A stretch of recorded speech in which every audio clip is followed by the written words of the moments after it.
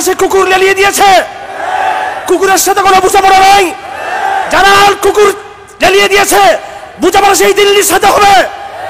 আমরা আমাদের লড়াইকে দিল্লি পর্যন্ত নিয়ে যেতে চাই, কারণ সাপের মাথা কুড়িয়ে দিতে হবে। হিন্দুস্তান বিগত 17 বছর শেখ হাসিনাকে জগদ্দল পাথরের ন্যায় আমাদের মাথায় চাপিয়ে দিয়েছে। হিন্দুস্তান আমাদের জাতীয় নেতৃবৃন্দকে তথাকথিত যুদ্ধাপরাধের বিচারের নামে ফাঁসির মঞ্চে বাড়িয়েছিল। হিন্দুস্তান আমাদের দেশে ডেলিয়াস্টার প্রথম চাপিয়ে দিয়েছে। হিন্দুস্তান আমাদের দেশে এমন কোন আগ্রাসন নাই, সাংস্কৃতিক, সামরিক, রাজনৈতিক এমন কোন আগ্রাসন নাই যে আগ্রাসন হিন্দুস্তান আমাদের বিরুদ্ধে চালাই নাই।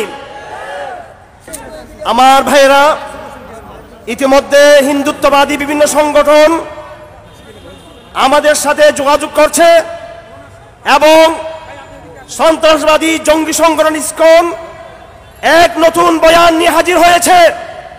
তারা বলতে চায় যে চিন্ময়ের সাথে তাদের সম্পর্ক নেই। তারা বলতে চায় আমাদের আইনজীবী সাইফুল হত্যার সাথে ইসকনের কোনো যোগাযোগ নাই। ইতিমধ্যে তারা আমাকে ফোন করেছে, যোগাযোগ করেছে। তারা হেফাজত ইসলাম বাংলাদেশ সহ ইসলামপন্থী বিভিন্ন দল সংগঠন এবং তাদের নেতৃবৃন্দের সাথে তারা বসতে চায়। আমার ভাইয়েরা, আমি স্পষ্টভাবে জানিয়ে দিতে চাই, এটা হলো নতুন এক চক্রান্ত।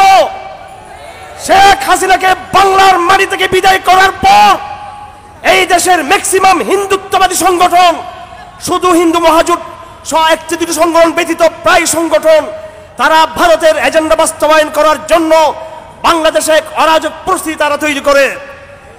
ইতিমধ্যে যখন তারা তাদের বিভিন্ন সন্ত্রাসী কর্মকাণ্ডের কারণে আইন শৃঙ্খলা বাহিনীর যখন তারা শাস্তির আওতায় আসলো, তখন তারা নতুন একটা বয়ান তৈরি করে তাদের কিছু লোককে তারা বলতে লাগলো যে তোমরা সরকারের সাথে এবং আলেম ওলামাদের সাথে ডায়লগ করো।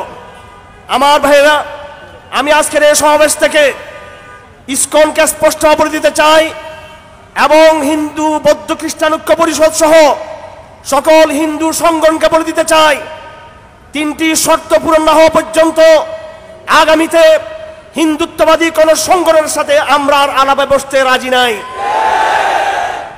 2020 সালে আমি চট্টগ্রামের একটি হোটেলে ইসকন নেতাদের সাথে ডায়লগে বসেছিলাম, আপনাদের সকলের জানা আছে।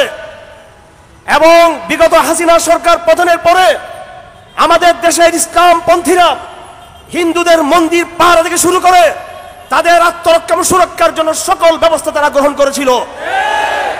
এমনকি অতি উদারতা দেখাতে গিয়ে আমাদের কিছু ভাইয়েরা তাদের পূজা মণ্ডপে গিয়েছিল, যেটা আমরা সমর্থন করি না।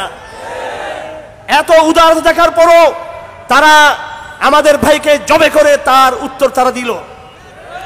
সুতরাং এখন কোন হিন্দু সংগঠন যদি আমাদের সাথে ডায়লগে বসতে চায়, 1 নম্বর শর্ত হলো এই সমস্ত হিন্দু সংগঠনগুলোকে ভারতের সাথে সম্পূর্ণভাবে সকল প্রকার সম্পর্ক ছিন্ন করতে হবে। নম্বর 2 হলো বাংলাদেশে হিন্দুদের উপর আক্রমণের যে সমস্ত ভুয়া প্রপাগান্ডা হয়েছে সেই সবের ব্যাপারে তাদেরকে অবস্থান স্পষ্ট করতে হবে। তাদেরকে বলতে হবে যে বাংলাদেশে হিন্দুরা মুসলমানদের পাশাপাশি অবস্থান করে তারা নিরাপদ রয়েছে এবং প্রথম আলো সহ বিভিন্ন ভারতীয় মিডিয়া যেটা প্রচার চালিয়েছে হিন্দুদের উপর আক্রমণ হয়েছে, এই কথা মিথ্যা, এটা ভুয়া, এই কথা হিন্দু নেতাদেরকে বলতে হবে। আমার 3 নম্বর শর্ত হলো আপনাদের বিভিন্ন সংগঠনে ঘাপটি মারা যে সমস্ত জঙ্গিবাদী সন্ত্রাসী গুন্ডারা রয়েছে সবাইকে আপনাদের তত্ত্বাবধানে, আপনাদের ইনফরমেশন ভিত্তিতে, আপনাদের সহযোগিতায় সকলকে আইন শৃঙ্খলা বাহিনীর আওতা তাদেরকে হস্তান্তর করতে হবে। আমি আবার বলছি, প্রথম শর্ত হলো এই আপনাদেরকে ভারতের সাথে সম্পর্ক ছিন্ন করতে হবে।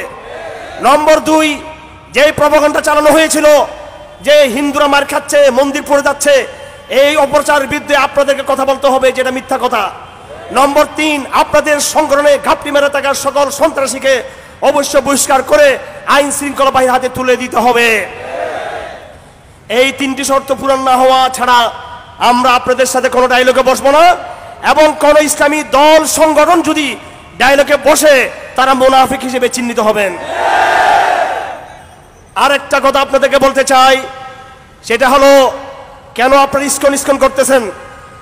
শুধু ইসকন নয়, আরো সংগঠন রয়েছে, সনাতনী জাগরণ পরিষদ, সংযোগ, হিন্দু বৌদ্ধ খ্রিস্টান ঐক্য পরিষদ, এগুলো সমানভাবে ইসকন যেভাবে জঙ্গি সন্ত্রাসী সংগঠন, এই সংগঠনগুলো সন্ত্রাসী এবং সাম্প্রদায়িক সংগঠন, এগুলোকে নিষিদ্ধ করতে হবে।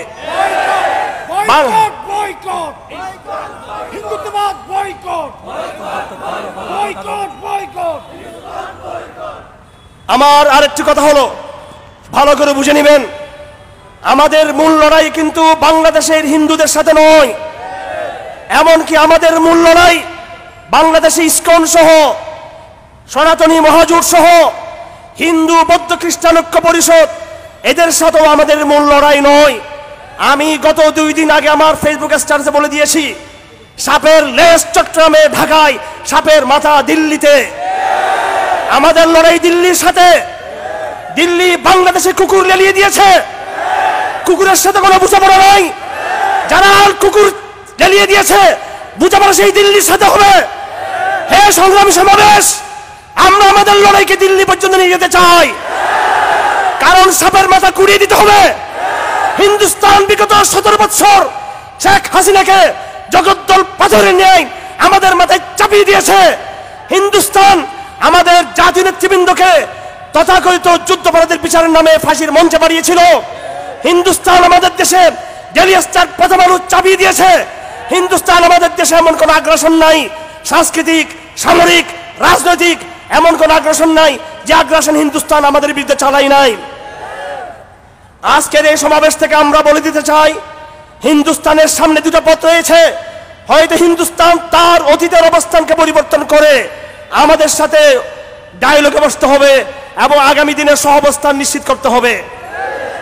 হিন্দুস্তান যদি ষড়যন্ত্র অব্যাহত রাখে, বিভিন্ন সংগঠনকে লেলিয়ে দিয়ে, বিভিন্ন ব্যক্তিকে লেলিয়ে দিয়ে, তাদের কুকুরদেরকে বাংলাদেশে লেলিয়ে দিয়ে যদি অরাজক পরিস্থিতি তৈরি করতে চাই, তাহলে আমরাও কিন্তু হিন্দুস্তানের বিরুদ্ধে আমাদের রাজনৈতিক সামরিক লড়াই অব্যাহত রাখবো আমরা। সুতরাং আপনাদেরকে ভালো মতো বুঝে নিতে হবে, বাংলাদেশে যে ষড়যন্ত্র হচ্ছে, এই ষড়যন্ত্রের মাথা আপনাকে চিহ্নিত করতে হবে। আমি আপনাদেরকে আহ্বান করব, এই লড়াইকে শুধু 2, 3, 4 দিন, 5 দিন, সপ্তাহ, 10 দিনের মধ্যে আবেগের মধ্যে সীমাবদ্ধ না রেখে সুদূর প্রসারী হিন্দুস্তান এক মহাশক্তি। আমি আপনাদেরকে তথ্য দিচ্ছি, ইতিমধ্যে হিন্দুস্তানের সাথে ইসরায়েল যুক্ত হয়েছে। বাংলাদেশ থেকে ইসলামকে নিশ্চিহ্ন করার জন্য ইসরায়েল এবং ভারত যৌথ চক্রান্ত করে যাচ্ছে। আমাদের লড়াই দীর্ঘমেয়াদী লড়াই, আমাদের লড়াই সুদূর প্রসারী। আমাদের লড়াই 5 বছর লাগুক, 1 দশক লাগুক, আমরা আমাদের লড়াইকে সম্পন্ন না করা পর্যন্ত আপনারা আমাদের সাথে থাকবেন কিনা এবং আজকের এই বার্তাগুলো আপনারা পৌঁছে দিবেন। আমার ভাইরাম, এখন আমি একটি কর্মসূচি দিতে চাই। আমি আশা করব এই কর্মসূচিতে আপনারা সকলে একমত পোষণ করবেন। ধরুন আজকে আমরা সমাবেশ করেছি, এই সমাবেশের যে প্রভাব রয়েছে সেটা আমরা স্বীকার করি, কিন্তু আমাদেরকে সমস্যার গোড়া চিহ্নিত করতে হবে। যেহেতু ইতিমধ্যে এটা প্রমাণিত হয়েছে ভারত বাংলাদেশের চক্রান্ত করে যাচ্ছে, সেজন্য আগামী সোমবার আমাদের হেফাজত ইসলামের চট্টগ্রামের এবং কেন্দ্রীয় যুগ্ম মহাসচিব 2 জনের উপস্থিত রয়েছেন। তাদের উপস্থিতিতে এবং আমাদের হেফাজতের নায়েব আমির সহ আরো তরুণ প্রজন্মের বিভিন্ন দায়িত্বশীলরা এখানে উপস্থিত রয়েছেন। আমি তাদের পরামর্শ করে তাদের সাথে ঘোষণা দিচ্ছি, আগামী সোমবার ইনশাআল্লাহ আজিজ সকাল 11টায় বাংলাদেশের চট্টগ্রামস্থ অবস্থিত ভারতীয় হাই কমিশন অভিমুখে আমাদের লং মার্চ হবে ইনশাআল্লাহ আজিজ।